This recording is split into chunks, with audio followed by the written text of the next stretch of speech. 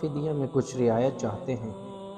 خالد کے بھائی ہشام نے کہا، تم لوگ آخر ہم میں سے ہو، کچھ پرانے رشتوں کا خیال کرو۔ اب ہم تم میں سے نہیں۔ مسلمانوں نے کہا، ہم اللہ کے رسول صلی اللہ علیہ وسلم کے حکم کے پابند ہیں، کیا ہم تمہارے رسول اللہ صلی اللہ علیہ وسلم سے بات کر سکتے ہیں؟ ہشام نے پوچھا۔ خالد نے غرض کر کہا، میں اپنے بھائی کو اپنے وقار پر قربان کر چکا تھا، مگر تم مجھے ساتھ لے آئے، یہ جتنا مانگتے ہیں اتنا دے دو۔ میں محمد صلی اللہ علیہ وسلم کے سامنے جا کر رحم کی بھیک نہیں مانگوں گا۔ اس نے درہموں سے بھری تھیلی مسلمانوں کے سامنے پھینکتے ہوئے کہا، گن لو اور ہمارے بھائی کو ہمارے حوالے کر دو۔ رقم گنی جا چکی تو ولید کو خالد اور ہشام کے حوالے کر دیا گیا۔ تینوں بھائی اسی وقت مکہ کو روانہ ہو گئے۔ راستے میں دونوں بھائیوں نے ولید سے پوچھا کہ ان کے شکست کا باعث کیا تھا۔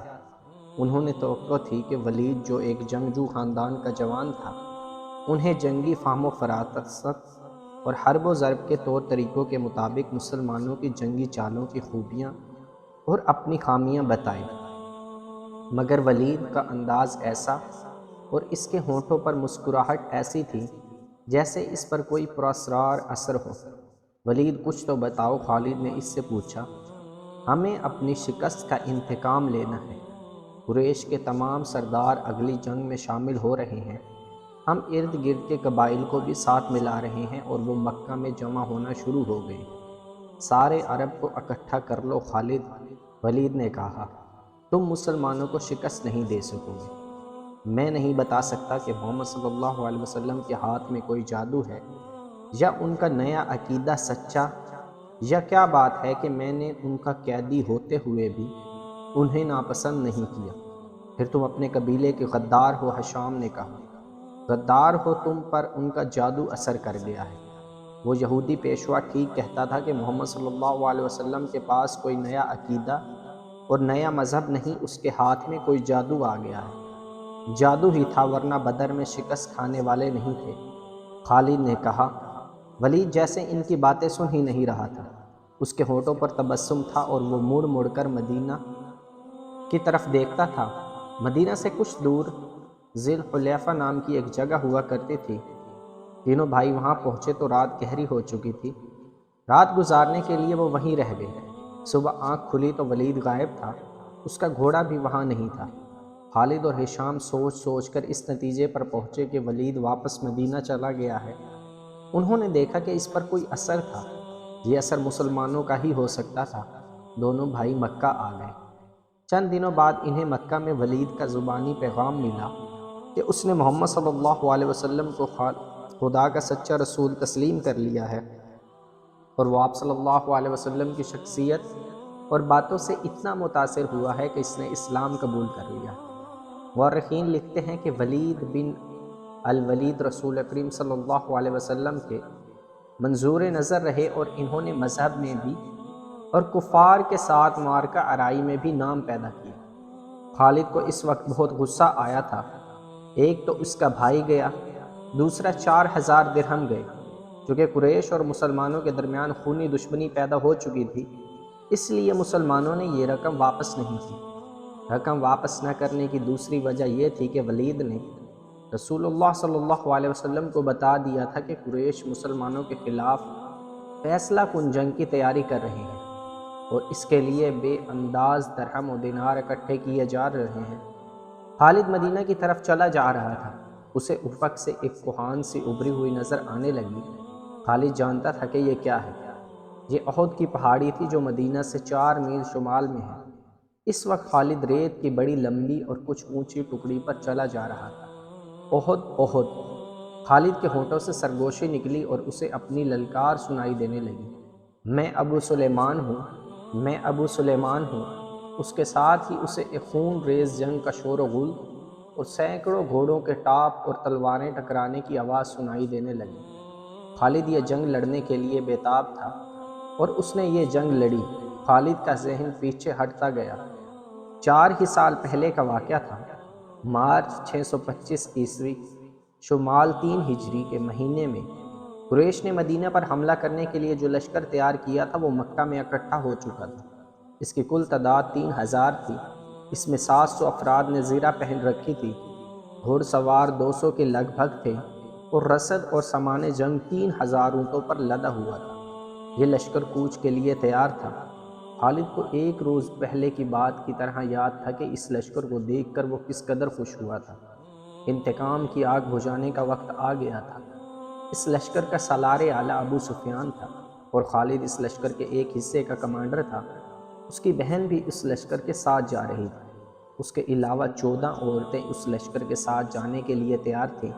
ان میں ابو سفیان کی بیوی ہند بھی تھی۔ عمر بن عاص کی اور ابو جہل کے بیٹے اکرمہ کی بیویاں بھی شامل تھیں۔ باقی سب گانے بجانے والیاں تھیں۔ سب کی آوازوں میں سوز تھا، اور ان کے ساز، دف اور ڈھولک تھے۔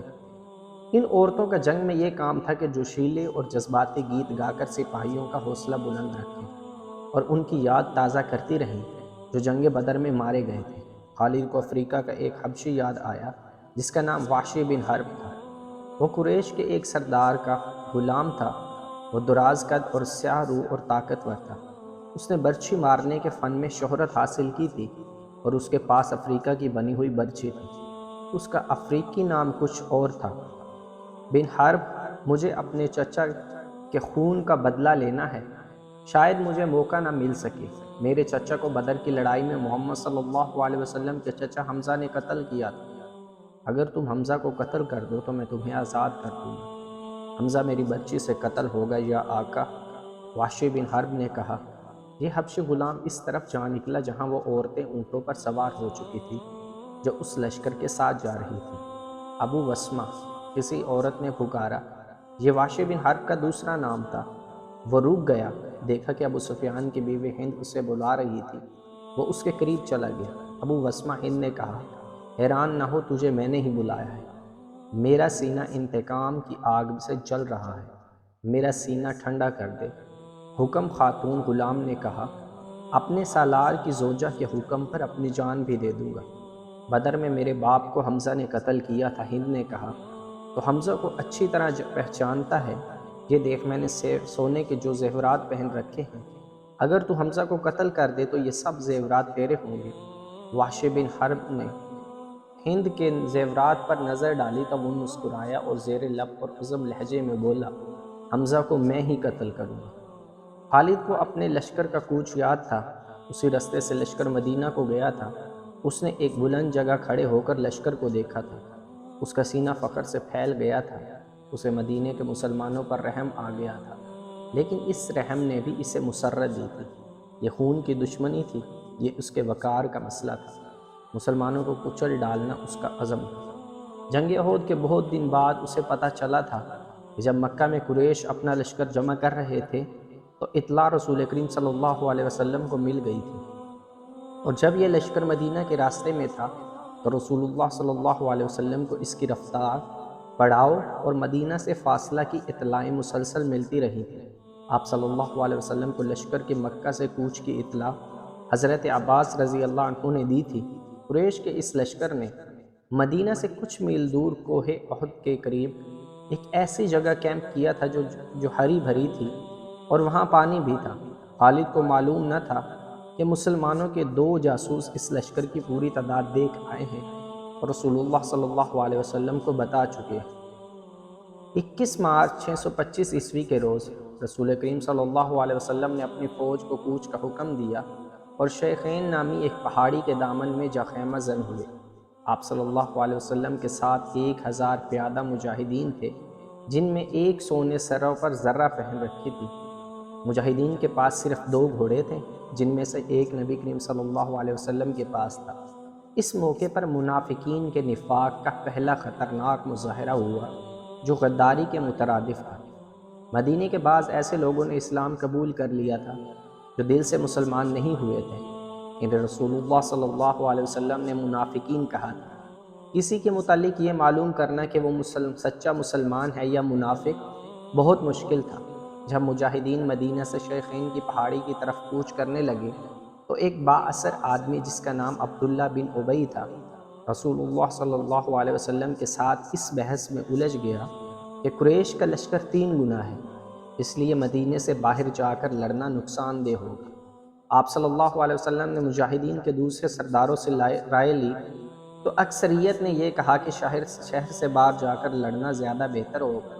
آپ صلی اللہ علیہ وسلم عبداللہ بن ابی کے ہی ہم خیال تھے، لیکن آپ صلی اللہ علیہ وسلم نے اکثریت کا فیصلہ ہی منظور فرمایا اور کوچ کا حکم دے دیا۔ عبداللہ بن ابی نے شہر سے باہر جانے سے انکار کر دیا۔ اس کے پیچھے ہٹنے کی دیر تھی کہ لشکر میں سے 300 آدمی پیچھے ہٹ گئے۔ تب پتہ چلا کہ یہ سب منافقین تھے اور عبداللہ ان کا سردار ہے۔ اب 3000 کے مقابلے میں مجاہدین کی نفری صرف 700 رہ گئی تھی۔